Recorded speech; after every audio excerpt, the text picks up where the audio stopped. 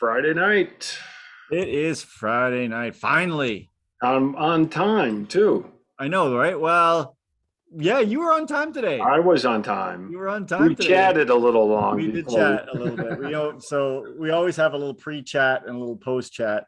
And yeah, so we had a little chat, but that's good. Get us ready for our podcast. And it's been a long week, as it always seems to be this time of year.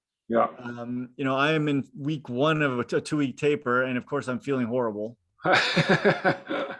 It's so interesting, right? That during a taper, how bad you start to feel. Like, I had a really good sleep last night. I hadn't been sleeping good, really good sleep. And then today I just been like all fatigued all day. And I'm like, what is going on? And I'm like, oh yeah, you dropped your TSS from 1,000 per week to 350 this week. Yeah.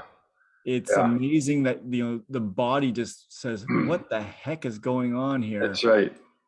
And I think that, well, we talked about this when we did our tapering episode a long time ago, but you have to be ready for the fact that you're not going to feel good. Mm-hmm. And it's a hard thing to think about, because like, oh, I'm doing this so I feel good, but you don't. Have you experienced the same thing? Yeah, and it is so weird to know how to feel during a taper because, on one hand, you're tapered, so you're trying to get sharper and you're trying to get ready for that race. But yet you've been doing, a long training program. Most people do, at least a 12-week, and, your base is even longer than that. And so you're always a little fatigued. And we've talked about with injuries, you're always a little injured. Yeah. That's the whole idea. And then you recover. So it's sometimes weird. You don't know how to feel or how you should be feeling during a taper. You feel like you should be getting faster or thinking you're faster, but that may not actually be the case right during the taper. You're still in a recovery mode. Yep. And that taper can really, that ability to recover from all the training can actually take quite a bit of time. Yeah, it absolutely can. And we've talked about this before, like this, the dark arts of the taper. And I think part of the dark art of the taper is just stick to it. Like, have your plan, stick to it, even if you feel bad, even if you feel like, oh, this is not going well. Like today at lunch, I jumped on the trainer for just, an hour, easy, like 150 watts, easy spin. And my legs were sore. And I'm like, what? Like, how are my legs sore at 150 watts when, like, last weekend I did 200 watts and they weren't sore, and now I'm resting and my legs are sore, and I'm like, but you have to believe that this is gonna actually it's gonna work, and because it's worked for you in the past. Yeah. But it's like, it's the mental thing, right? And we even talked about this before. We talked about like panic training, right? And people panic train during a taper because they're like, oh, it's not going. I need to train more, like, and having the faith that it's actually gonna work. Oh, totally. And really, what you're fighting, because you're doing less volume overall, you're fighting that detraining. And again, that's the mind. Your mind is, well, I'm not training as much. I must be getting slower. But that's the balance, is trying to work in those high intensity sessions during a taper, because we covered this in a previous episode.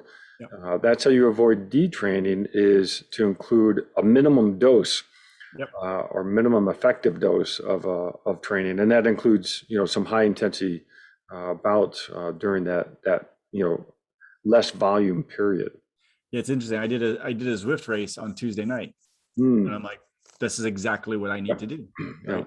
Short, 45 minutes, super hard. And I'm like, that's exactly what I need to do. And in some ways you're like, oh, I'm tapering, I shouldn't be doing that. But no, that's what you need to be doing. And even like a few of the swims this week, I've put in some efforts. And what I don't do during a taper, especially for an Ironman, is do intensity running. Because the risk is not worth the reward. Right. I would rather detrain a little bit in the running than take a risk. Because when you do some speed work, you could roll an ankle, you could pull a hamstring, you're only one step away from tragedy. And so yeah, you're right with that, and including some intensity, but lowering the volume. Oh, totally. Best chance to be successful is get to the start line healthy. Yep, Absolutely. So, all right. So tonight we're going to talk about a couple things. We're going to do a little tech update on Strava's new crazy map update, which is I'm just in love with this thing. And then we're going to talk about blood flow restriction training and how to how to bring it in potentially to a training program, or actually how to utilize it. Because I don't really think it necessarily always fits in a training program. It can, but we'll give some ideas and some of the latest information on that. Because I know this is, I can tell you this, in the world of athletic training, it's gaining traction daily. Interesting. And so we'll get into that. So let's start off with the Strava stuff. So John, I don't know if you've allowed me to share. Yep, you should be ready. Okay. So share. Yeah, so I keep getting these messages on Strava about this new feature, and I just have not had time to explore it. So I'm going to look forward to seeing this. Okay, so this was my last big ride that I did for my build for the Ironman. This is in St. George. We went up there last weekend, and it was originally planned for 110 miles. Actually, Marie came and picked me up because once I hit 100, I was like, I'm done. I didn't want anymore. But so what we're looking at here is you can kind of do a flyby. We can actually now see the terrain, and this is on the builder, right? So I'm still in edit mode here. Okay. So what I really, really like about it is you can zoom in to, for example, oh, there we go, into the mountains, and you can actually start to appreciate the climb. Yeah. Right. You can turn it. So here's our Snow Canyon climb, right? I can zoom in even further. And now you can really see, hey, yeah, I'm going to be coming this way and I'm going to go up, right? And we never, that last part. And we never had that ability before to actually do this. And let's go a little bit. So you can even follow along as you go. And to me, this is pretty spectacular to be able to actually get to this level of detail. Yeah. As you're, especially like I'm thinking for us, like when you're going to a race course that you haven't been at before, right? And I mean, how many of us have like, oh, I wonder what that climb is going to look like. And I mean, we've all done, or no, many of us have done this race, and we've seen Snow Canyon, and we've seen, ultimately what it looks like. But before you get there, I think this can help. And then the other thing for me is like, I travel a lot, and I build maps all the time, and they all look when you build it and you're like, oh, it looks flat when it's two-dimensional. Yeah. They're like, oh, there's like 4,000 feet of climbing. Okay, but where is that 4,000 feet of climbing? Right. And to me, this can be a game changer for ultimately planning races, planning routes. And I do think this is only for subscription for subscribed people. Got it. Yeah. You can turn on and off your personal heat map. So you can see here, like this orange line is my personal heat map. So that means I've ridden that before. I can turn that off as well. And just this. All right. So I'm just looking. So that's a option down on the bottom left. Yeah. Yeah. And then I can turn this out of 3D and go back to the original view. Okay. So this is the satellite view, right? Yeah. So I can just go back to like the normal standard view. That was the course, and it looks a lot like what the actual Ironman course that they originally proposed was going to look like. But then you can once again just press 3D terrain, and then there you go. Wow, that's pretty cool. It's pretty dang cool. Yeah. So, and I know not everyone's a subscriber to Strava, but I'm telling you, this piece for me might be, I'm already a subscriber, but would be worth it. Yeah. So no, I like that. So yeah, now I'm just looking at the route. You go out towards Quail Creek, even out there. I didn't know that. Okay. Well, I did that actually. That was just it actually doesn't go that way, but I'd never ridden that road. And so I was like, oh, and I'd driven it when we were there before for the World Championships. We went out and did some hiking up in these hills here. Actually, this will also be really cool for building hiking routes. Yeah, right. So I just wanted to ride that section, and it was all paved. It wasn't the greatest pavement, but so yeah, the actual course would go right up the normal. Okay. Yeah, that was and so out of Quail Creek, they're actually doing which race did I posted on our Facebook page? Well, they're doing a race at Quail Creek. Yeah, it's the collegiate short course. Oh, and it is draft legal, and they're doing it right there at Quail Creek, which is interesting. So, huh. Interesting. And all right, is it so just for collegiate, or can age groupers get into that? it does look like age groupers can get in. The trick is you've got to be able to hit, obviously it won't be a problem for you, but you've got to hit the cutoff times, and the cutoff times are not Okay. a normal like a Ironman type cutoff time where Okay. it is a pretty tight cutoff. So, um, on the Strava part, is that feature only on Route Builder, or can you turn it on for any ride that you've done? Oh, I don't know. I think you can actually turn it on in rides you've done, but and I don't know if you can or not, but you can always, if you want to do it that way, you could, in your route that you've done, you can turn any route you've done into a route. Like Oh, into, yeah. yeah. Right. So you could do it that way. Okay. So yeah, you're looking at like post race or post event, looking what you did.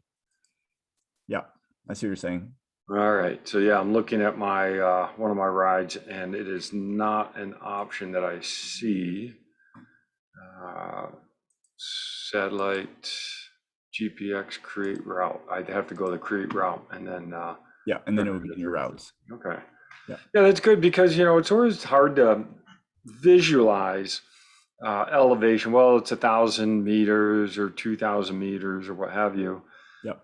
That's always hard to really get in your mind where that is, and especially if it's a point-to-point race like what St. George will be, Yeah. because you get an elevation change, but what does that mean for the elevation accumulated along the way, and where is that accumulation? Where is it? And we've always, you see, like, obviously in route profiles on like Ironman, it has like the little squiggly line. That squiggly line, it always looks relatively flat. You know what I mean? Like, even though because the reference point or the scale, they change it for every race with the scale. Yeah, right. And you could have a route that the scale is so small, and then you come across and there's one little hump, and like this, and that hump might only be 150 feet. Right. Or it could be, depending on scale, it could be 2,000 feet. Yeah.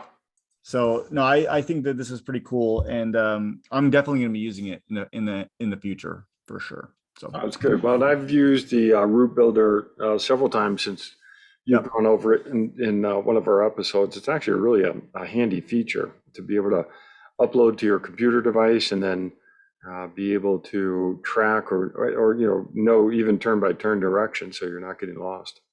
So the funny thing for me is the Route Builder is almost always, especially on a long ride or a long run, when I use the Route Builder, is when you're about 3/4 of the way, you're like, man, this was a lot easier just to build.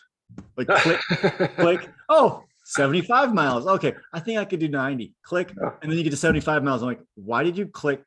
It was so easy when you're sitting behind your desk to click that click. And it's so hard when you're at mile 75 and you got 15 more to go. Oh, that's true. So maybe this will put into perspective, right? When you can actually see, oh, well, that last 15 miles is a climb. And, seemed like a good idea when you're building it, but it's so easy to build. I mean, I could build a route from here to Canada. Yeah. And I could do it on Strava in about 10 minutes. Yeah, right. But to actually do the ride, it's another it's another story. Oh, that's funny. Yeah. So let's switch gears a little bit and let's talk about blood flow restriction training. Yeah. You've been doing some reading and some practicing in this area. I have not done really either, other than some of the articles that our grad student Vernice sent over to us. Yeah. So, the interesting thing is, and I already mentioned this, is in the world of athletic training and rehabilitation, in particular of athletes, blood flow restriction training is, in the last 5 years has went from some people are doing it to now everyone is doing it. It is just well, I gotta be honest with you, maybe some like lower level schools and stuff. But like, the athletics is using it, the professional sports are using it. It's being used in physical therapy clinics. The research is just really good, and the outcomes are really good. So I have a cuff here, and I wanted to show people kind of what we're talking about. So this is a blood flow restriction cuff. So each one of these is like a little air pocket. And then you can take it, hook it around, and then you put this really tight on either your arm or I've been doing it on my legs. Okay. And then you Velcro it. Then you have a little valve here. Oh, little valve there. And you hook up what looks like a blood pressure cuff thing to it. And so you put it on and you fill it up, right? Fill it up, and it occludes blood flow to your limb. And so at first glance, like, well, why would anyone ever want to occlude the blood to their... But let me ask you a little bit more on the setup, because I'm interested in. So you only put it on your arm or your upper thigh? You don't, there's nowhere else. You could put it on your forearm. Okay. You could put it like above your calf, right? Depending on where you want it to occlude. But you obviously you can't put it on your your torso, right? Do you always do both arms at the same time, or you do one arm at a time? You do not have to. You can do one arm, one leg, both arms, both legs. Yeah, you definitely don't have to. Most people would do, well, the truth of the matter is most people are using this for the rehabilitation of an injury. Okay. So in that case, doing just one would be fine. But most of the athletes you deal with are like, well, during the time, you might as well do both legs. You might as well do both arms since you're there. But yes, you definitely do not have to. Okay, and this is blood flow restriction, not blood flow cut off. Occlusion. Okay. Right. So these are not tourniquets. Yeah. So what we're talking about doing in general is reducing blood flow between 80%, and depending on the literature you read, and that's the thing, there's not good, like, this is how much you need to cut off. But most people do about 80% occlusion. So for example, we know that there's blood pressure, right? So if we go and take your blood pressure, let's say you're 120 over 80. Right? So we would take the top number, which is 120, and we'd take 80% of that. So that'd be like what, 92? Right? Yeah, 92. And we would set this at 92 millimeters of mercury. Okay. Right. So you're still getting perfusion, but here's the key. We're actually mostly collapsing the venous side. Because veins don't have any pressure. They have very little pressure. So we actually get a lot of buildup of blood coming back. Right. Now, every time you contract the muscle, though, here's the fun thing. Veins also, they actually can get the blood actually can get past the cuff when a muscle contracts, right? Because the contraction of the muscle causes the veins to basically be able to return muscle. So it's not, once again, we're not stopping blood flow, we're restricting it. Okay. And so anyways, that's kind of the basic science of what we're actually doing. What kind of people are should not be doing blood flow restriction? Is there hypertension? Yes. So there are definitely some people that you'd want to avoid. So if someone had high blood pressure, you probably wouldn't want to do this without, obviously consulting with somebody. We always say consult with your physician, but honestly, most physicians wouldn't know what to tell you about this. Right. People with blood clotting disorders. Okay. Right. That would probably be the one area that I would be concerned with. If, they're a hypercoagulator or they've had a stroke, those people would be, we would avoid this with. But the truth of the matter is, like, at first, that was my first thing when I started reading about this 5 years ago was, man, like, what are we doing here? Are we actually going to cause people to have DVTs and strokes? And the more I read, the safety profile is really quite good. But that being said, anytime you exercise, there's risk. Right. Right. That's why when you go to the gym and you look at the treadmill, please consult your physician before you use this. And I'm going to say this caveat: before you do this, consult with your physician. Right. So if you do have something that's underlying, and there's probably some heart pathologies as well that would be, a problem to do with this. But once again, if you have heart issues, once again, talk to your cardiologist, talk to your doctor before you do this. But that being said, I have not seen anything in the literature of anyone having reports so far of very negative outcomes. Okay. Like catastrophic outcomes. Mm-hmm. That doesn't mean they're not there, but I personally have not come across it. If someone else that's listening has that, it could be there, but. Well, what's interesting is there are some natural restriction things that we triathletes in particular come across, and that's even wearing a wetsuit. I haven't done really work, like I said, in blood flow restriction, but I sort of have, is that we looked at blood pressure and wearing a wetsuit that was too tight. And we did see blood pressure actually rise up. Not much, 120 to 128, for systolic blood pressure. So not anything that really you're going to be concerned about, but if you're hypertensive, maybe that is the straw that breaks the camel's back, if you will. So some people do experience this blood flow restriction even without purposely attend. So the most common in triathletes is actually iliac artery compression, and that's in the time trial position.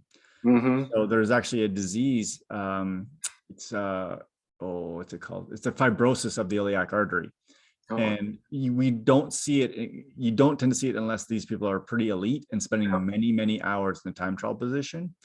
Because really, if you think about it, and you're seated and you're crouched forward, you have arteries that run through the anterior part of your hips, and they could become compressed over time. Okay. But what kind of sold me on the safety, obviously early, before there was a lot more research and data on this, was that in surgery we put tourniquets on people all the time for hours. If you have a total knee replacement, you're going to be in a tourniquet for hours, right? Because they have to restrict blood flow as they cut into your leg and do these things. And there's not negative effects to that. In this context, we're not usually, the standard protocol is probably to do it for 20 minutes at the most. Okay. So, and remember, we're not occluding, we're restricting, and we're not doing it for extended period of time. We're doing it for a short amount of time. Got it. Okay, so a couple more questions, and then I want to get you to talk about the training effects. What is the pressure that I think you said it, what was the pressure that you pump up to? This is where it becomes difficult. Oh, okay. Because every different machine is going to have like different settings. So what we really need to do is have a this is the safest way to do it, is to have a Doppler, what's it called? Sonography. So we can actually listen to the blood flow. Okay. And so what you do is you pump it up till you just have this little, like, it looks like a little ultrasound thing, but it just goes off of sound. We're just listening. And so you listen to the point where the blood flow becomes restricted, and then you take 20% of that number. Okay. Okay. That's the safest way to do it. That's not the way it's done most of the time, though. Most of the time, people pump them up, or even most people don't even use the fancy ones like this. They actually use bands. So like, think of like surgical tubing or like a TheraBand, and they wrap. Okay. And that's what most people actually do. And you can tell, like, if you're 100% occluded, your legs they start to hurt really soon. Yeah. Right. So this is going to hurt, by the way. This is not a comfortable type of training. This is quite painful, but it hurts a lot earlier, and it hurts quite a bit more. And you don't have to have it hurt that much. Yep. So most people go off of feel, right? And what you can't do, and this is what people early on did, I guess you could, but early on, people just were using blood pressure cuffs. Right? So you can get big blood pressure cuffs. And actually, those actually work pretty well, to be honest with you. But what you can't do is just take somebody's blood pressure and say, okay, your normal blood pressure is 120/80. We're going to take this cuff and put you at this percentage, because the size of the cuff changes the pressure. Does that make sense? Yep. So you really need to use the pressure on the cuff. So I'll give you an example. This one says do not pump past 500 millimeters of mercury. Okay. That's a lot. But the truth of the matter is, for me, this on my leg, and maybe it's because it's a little thinner than there's another one that's a little wider. Yeah. I don't get occluded till 500 and about. Really interesting. But because it's measuring it in here, right? It's not truly like the pressure that my body is feeling, because I guarantee you I do not have a blood pressure over 500, my systolic. So it's the unit. So when I get to 500 and I use the Doppler and I don't see it anymore, then I go, okay, let's drop it to 400. That's 80%. And that's the number that I would use. Okay. And just to close off this sort of overview, recovery boots are not anything with this. So yes and no. Okay. Because there is passive, there's evidence that passive blood flow restriction actually does increase some enzymatic processes or some processes within the muscle that are actually beneficial. Okay, but the caveat is with that research has only been done or only been proven to work in people that are basically bedridden. Right? And what it does is it slows down muscle atrophy. And you could accomplish probably that using that kind of boot. Right. But that's not the population we're really concerned with. Okay, so let's talk to me about where this is showing up as being painful and benefit. Yeah. So the thing is where is it beneficial? So the idea is that you need to do a lot. You basically don't need to push as much weight to get the same benefit.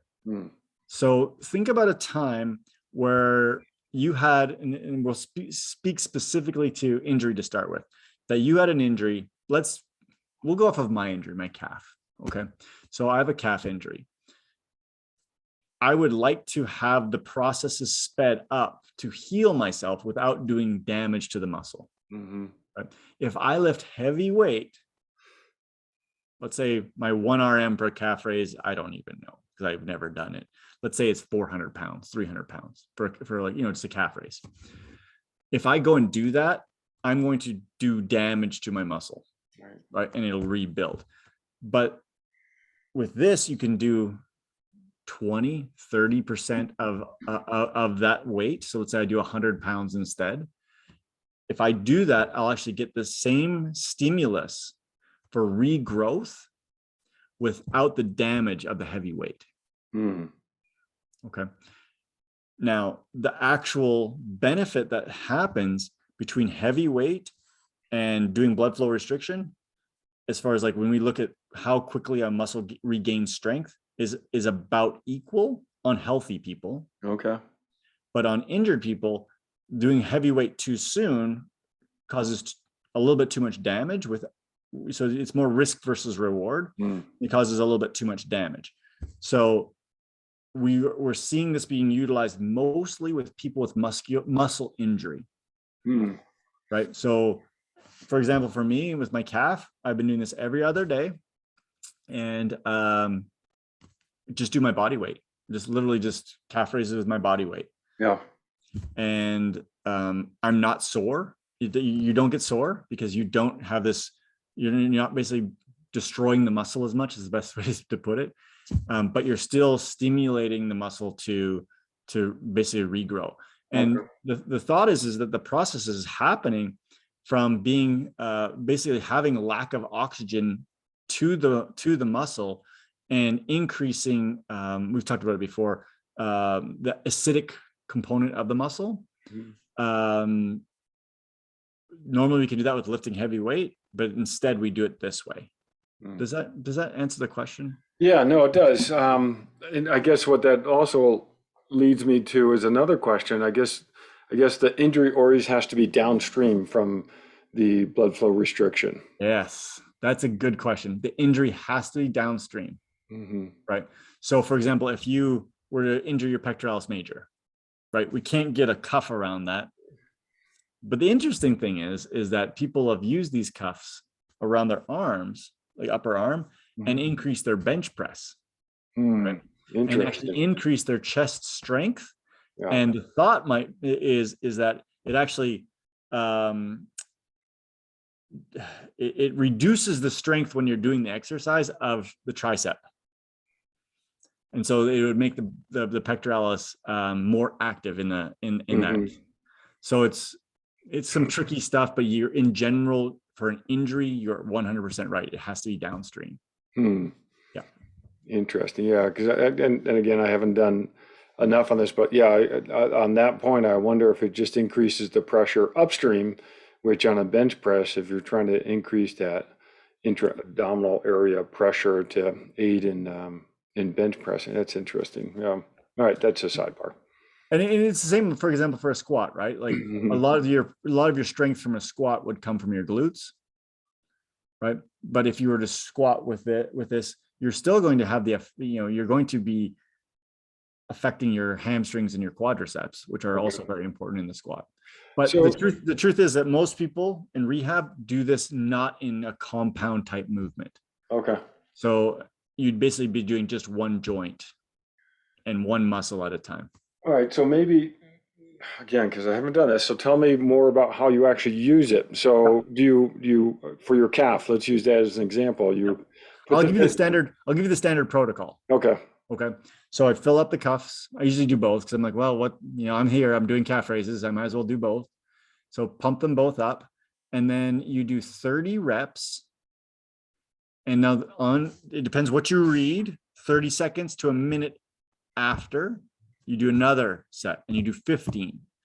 So like what I do 30 minute rest, 15-minute rest, 15-minute rest, 15-minute rest. So it's 30, 15, 15, 15 is the standard protocol.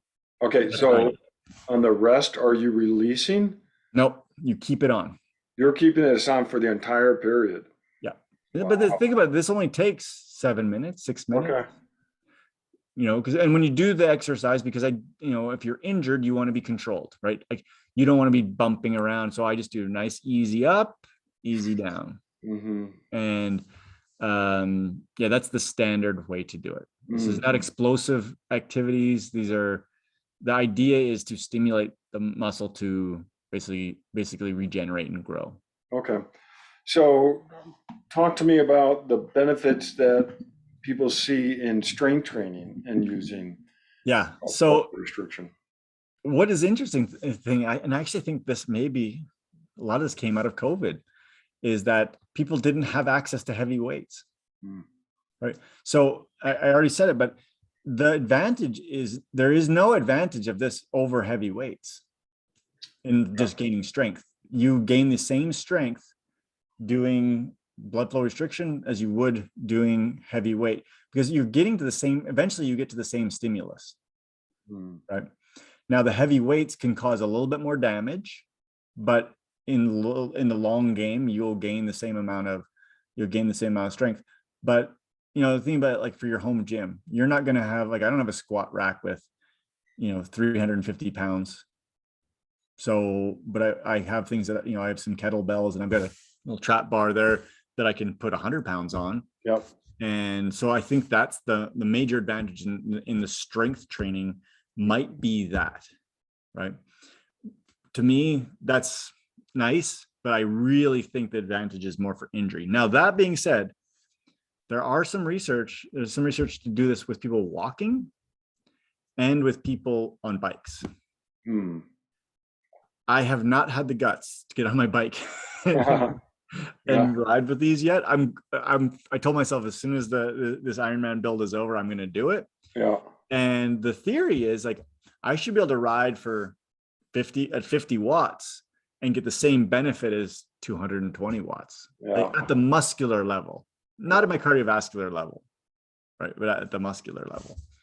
Well, I wonder if people put on their timing chip a little too tight, if that would count. So you got to put it up around your thigh or around your knee. That's but, right. But don't be wrong. Like people are doing this. Like you'll see people at the gym with these. Okay. And not oftentimes like these high end ones that we have, but they'll use just wraps. Okay. You'll actually see them like tightening up elastic wraps around their arms and doing these things. And I guess we should once again say it hurts. Mm-hmm.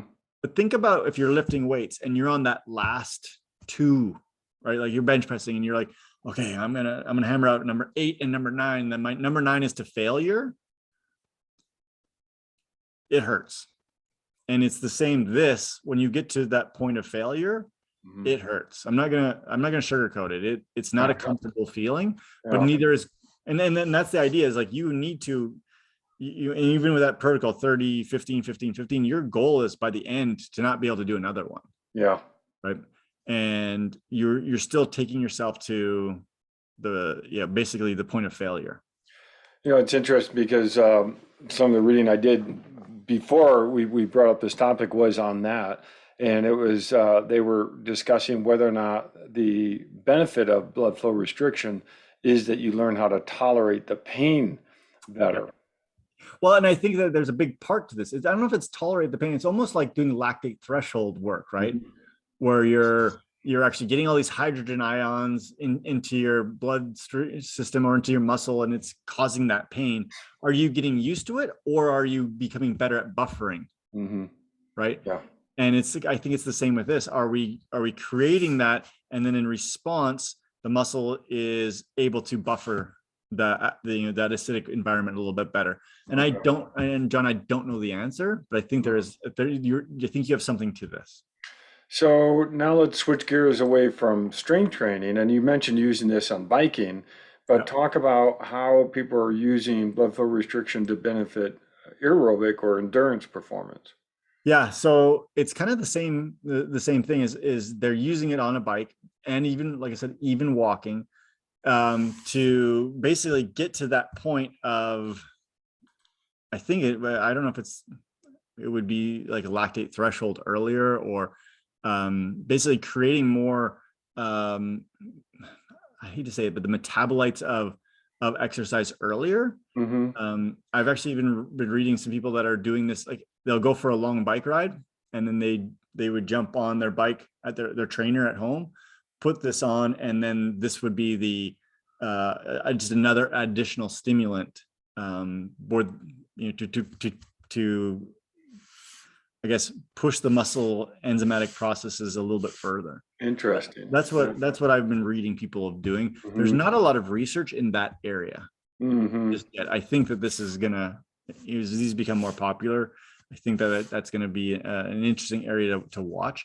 I've actually, we probably shouldn't say it's the podcast, but you don't want to give away good research ideas, but I'd love to see somebody do something like this, like jogging on our boost treadmill.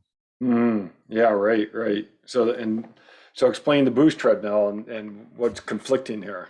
So the boost treadmill, or the Alter G treadmill, I think we talked about it a couple of weeks ago, but it's an unweighting treadmill. So we actually put you in on a treadmill and then lift you up with air pressure.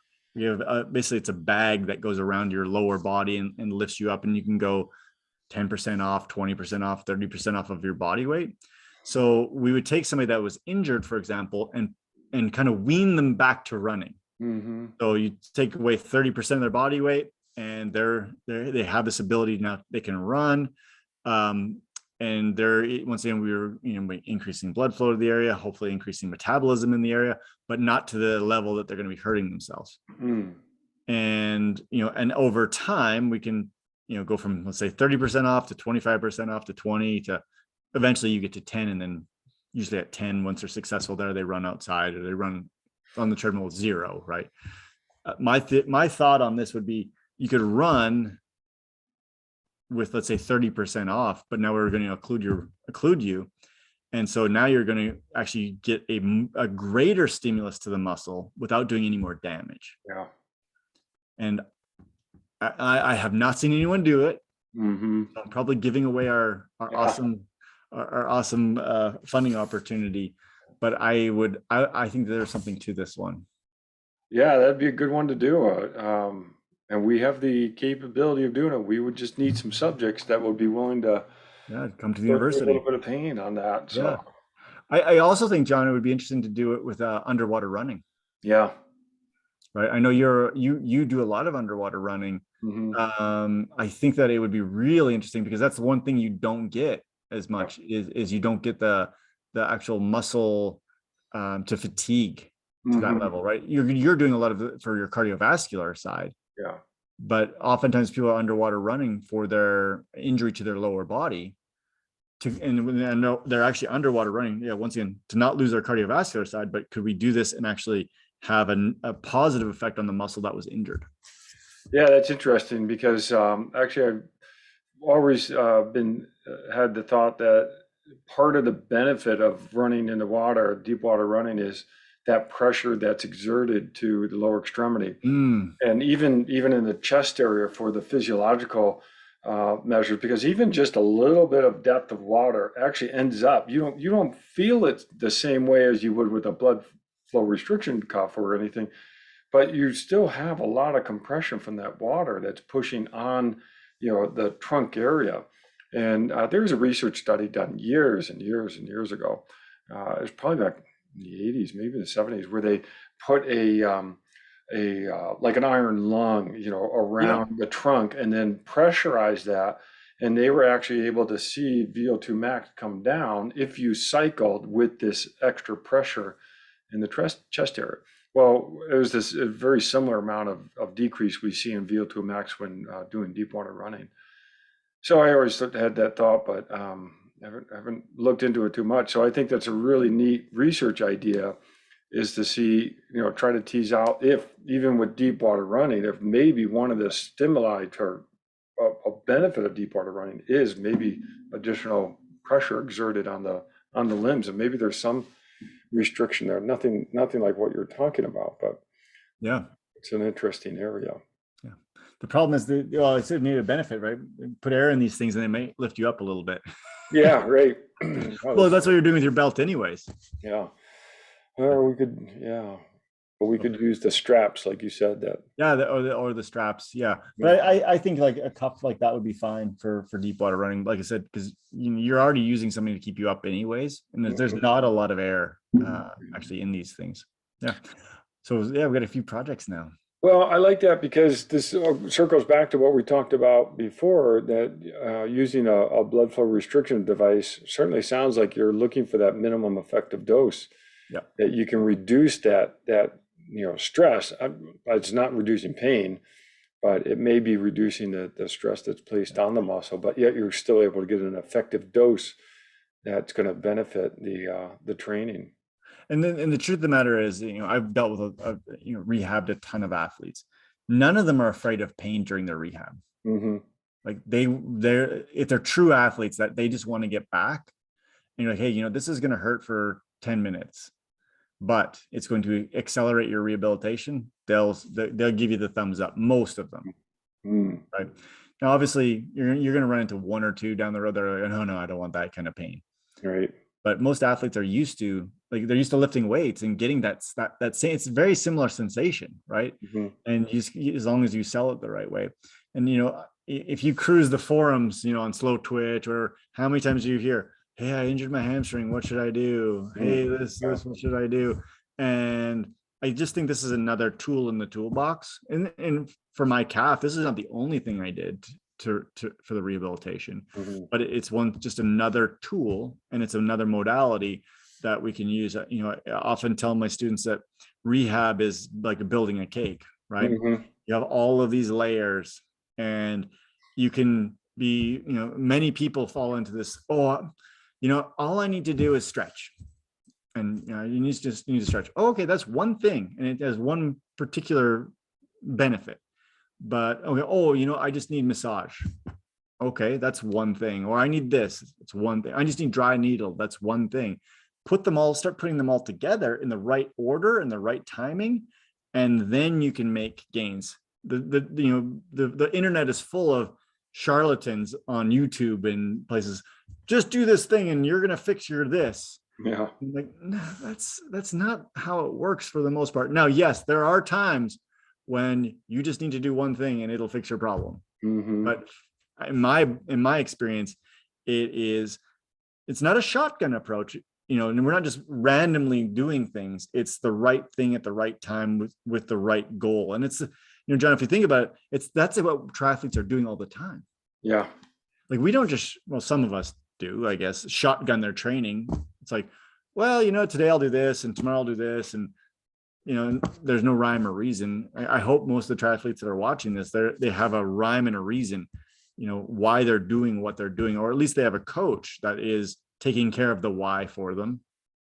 And there is an actual plan. Mm-hmm. No, that's true. And I think with this, okay, I want to ask you a little bit more about that plan with it, because there's obviously an acute response, Yep. and then there's a training adaptation response. So what's the frequency that you use this type of training speaking to the endurance community? Yeah, so this is an interesting one. So if we're talking about an injury, or we're talking about just training? Just training. Nobody knows.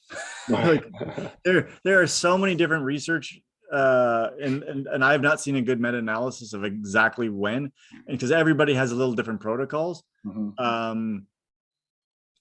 I would personally say something like you would do your weight training is like every other day. Mm-hmm. would be something in the rehab world. Once again, if you're working with an athletic trainer and every day you're getting treatment, the research kind of points to, maybe it's 2 or 3 weeks, you could do it every day. Mm-hmm. And then once you've gotten to a certain level, then you need a little bit less as you progress. I did it with my calf. I did it every day for like the first, once I got out of kind of more the acute phase mm-hmm. of the injury. I would do it every day for the first week, and now I was doing it every other day, and now my calf's getting better, and I'm like every 3 days I'm doing it. But historically I'd have done like just low level calf raises, right? Because I didn't want to do damage, but I wasn't getting the same benefit. Yeah, right. Like I was like, literally I'd be sitting, putting weights on my knees and just lifting my feet up. I'm like, well, that's not much stimulus, but it was all I could do in my mind without actually doing more damage. Interesting. Yeah. Well, that's a cool topic. So some different stuff for sure. How long ago did athletic training really start to incorporate this? I would say in the last 3 years, it's been really like more mainstream. Mm-hmm. I think athletic training probably 5 years ago, some were doing it. It's super cool. Some of the really cool stuff is on post-surgical patients that have limited range of motion, and then you can put limited stress on them. Some of the best research has been done on people that have had an ACL reconstruction, and they're utilizing this with like very simple, like small little leg motions, right? With no weight, because you're not supposed to weight them, and they're not that they're gaining strength, but they're not getting atrophied. No. And if anyone knows that it's out there that has ever rehabbed people that are post-surgical, the biggest thing you have to overcome is the atrophy. Yeah. Yeah. We're not trying to gain you. We're just trying to not have you lose. Mm-hmm. And it's actually interesting. That's kind of goes full circle to what we're talking about with tapering, right? Yeah. We're not gaining in the taper, but we're just trying not to lose. Mm-hmm. And oftentimes in sports, that's a win. Mm-hmm. Yeah. Oh, well, good topic. Okay, so now you've got Ironman California coming up. Uh-huh. When do you stop using blood flow restriction? Oh, when I'm not going to drive or fly with it. So we leave on Thursday. Yeah, I haven't done it today, and today's the day to do it. So I'll probably do it tonight, and then maybe Monday, and then maybe Thursday. Yeah. Yeah. Because I'm saying I'm not doing any damage. Yeah, right. And that's the benefit too. So, that's the other thing that people are potentially doing this maybe in performance. And actually I did, there's a podcast and this was talking about that some of the NBA players are using this, especially older NBA players, mm-hmm. For their weight training, because they don't recover as quick from the weight training during the season. Right. And so this, there's the recovery time after is a little bit quicker, or they just don't feel sore after this. And people, maybe people don't realize, but like high level sports like NBA, NFL, Major League Baseball, they lift during the season, right? And I think a lot of people don't recognize that how much they actually do lift during the season. And the last thing you want to do is, go to an important game and be sore from your lift. And so they are actually, implementing that in that context. And I guess maybe that's a way we could use it in triathlon too, right? Like you got you want to incorporate strength training, but you don't want to be too sore. Yeah. Because you have a critical workout, an interval workout tomorrow, and if you're going to be sore, you don't want to, you're not going to be able to put the numbers up you want. Maybe you could use it like that. And once again, there's no research on that yet. Another area. This is such, it's not that, the truth of the matter is this is kind of some old technology from 50 or 60 years ago. People were doing this, but it was, and if anyone wants to look up their history, it was called Katsu training. Oh yeah. Okay. And that was, the story that that I can recall was the guy that invented it was I think he was a Buddhist or a Hindu, I can't remember, but he was kneeling for long periods of time, and so he was actually restricting his own blood flow, and then he noticed that it was very similar to when he lifted weights, the feeling. And so he's like, he kind of got onto something. He's like, well, there's something to this. So. Interesting. Now that you say that, actually, we did have a thesis student come through years ago, and he was interested in that, but to do some preliminary work, we just wanted to do some muscle activity work and see what was happening while you increased pressure. So we actually just did muscle activity of like the bicep and then put the pressure cuff over it. We wanted to even see if we could measure EMG without being interfered with the actual cuff itself. And off the top of my head, I can't remember the results, but it was along this same line. And that phrase that you just used is what I remember the student. Katsu. Yeah. And so if you want to look at, at some more stuff, you can, the historic stuff was called Katsu. And then, when it became more popular, it became blood flow restriction training. Yeah. Well, this is good. Thank you for sharing all that. Hey, no problem. It's kind of fun to go down a little bit different path for people. And I would encourage people to look at it, especially if you've got, as triathletes, lingering injuries. The one thing I will tell you, and I think it's important, we're going to have some topics on this as we move forward, but when you're injured, for example, if your calf is injured or your hamstring is injured, please remember that is not really where your problem is. That's right. Right? That is the canary in the coal mine. Right? Oftentimes, if your calf is injured, you actually have issues in your glutes, you have issues in your hamstrings, you may have quadricep issues, you may have hip flexor issues, you may have foot issues. It's very rare that the injury is the thing that is the problem. That's true. It's the result of the problem. That being said, you need to fix the injury, but you also need to identify on either side of it what actually is the problem. Now we have talked many times about this. Chronic injuries are training errors, but they can also be balance errors in your body and strength issues, and there's a lot of other pieces to that. Now, if you program your training appropriately, oftentimes you can avoid those because your body overcomes them. But it's important to recognize that, yes, you could make your muscle better, but if you go back to the exact same thing and then your exact same stuff, it's going to come back. Yeah, it's not, I like that, the canary in the coal mine. I mean, it's the warning sign. So your injury, where it is, that's the canary, but you're in a coal mine, so it might actually not be the canary's dying. There's some gas or something, some source that's causing that canary to die. It's interesting. Like if you look at a muscle when it's injured, and you can feel, like you push on that muscle and you're like, oh yeah, that's where it hurts. And you're running, oh, it hurts right there. But if you go up or down on the muscle and you really get in there with your thumbs and feel it, you'll feel areas that are hypertonic and like contracted or scarred even that are away from that. And oftentimes it's because that part of the muscle is damaged that that this part got overworked. Yeah. And that's why that's why it's injured, right? And we don't recognize those things. And until you actually work with somebody that gets this, it's really, and it's honestly very hard to self-diagnose. Like, I have an athletic trainer that I work with, and I think I'm a pretty good athletic trainer, but I have a hard time getting out of my own body. Yeah.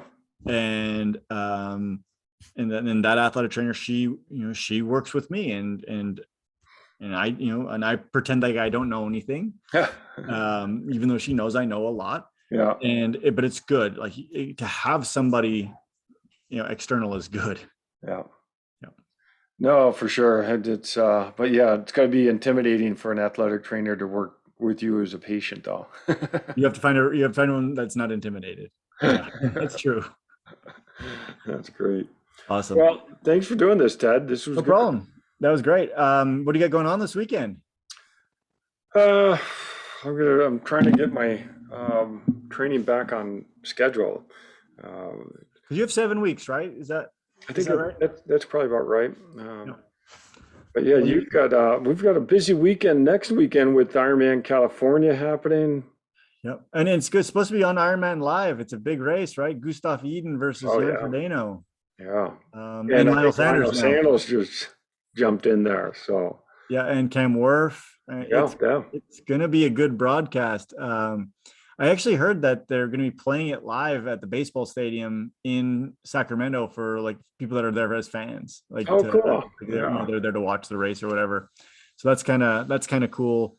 But yeah, it's going to be a pretty crazy race, and we can talk more about it maybe next week. But it's going to be fast. Yeah, it's going to be fast and furious. So I actually wish I could watch it. Well, I guess I could watch it on YouTube later. Yeah, right. As I'm recovering and can't walk.